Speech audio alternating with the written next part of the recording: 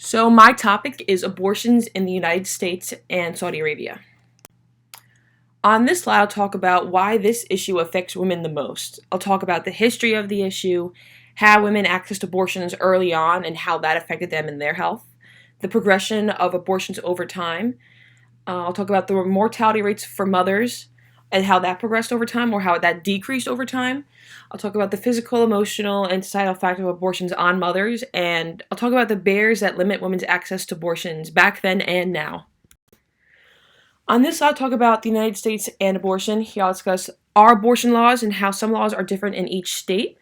I'll discuss the pro-life and pro-choice arguments.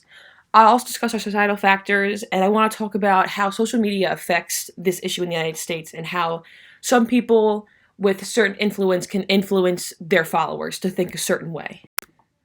On this, I'll talk about Saudi Arabia and abortions.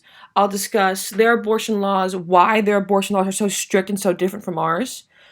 I'll talk about how those strict abortion laws affect the mother and the fetus. And I also included a link to a YouTube video that I really liked. It discussed some really strict laws that women still face in Saudi Arabia today. Here on this slide, I'll talk about our cultural similarities and then our differences. I'll talk about how this abortion problem is a problem in both countries, but how they're different in each countries.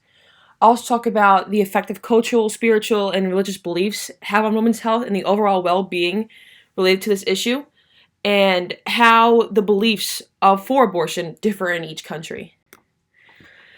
On this slide, I'll talk about ethical issues and considerations. I'll talk about what's being done to address this issue in both countries, and I'll talk about the responsibility to promote and advocate for women's health and abortion, and the hardships that one might face while attempting to do this in each of these countries. On the slide, I'll talk about my summary. I'll summarize my findings and talk about the most interesting and relevant points. And then on the slide, I'll list all my references when I conclude my research. Thank you.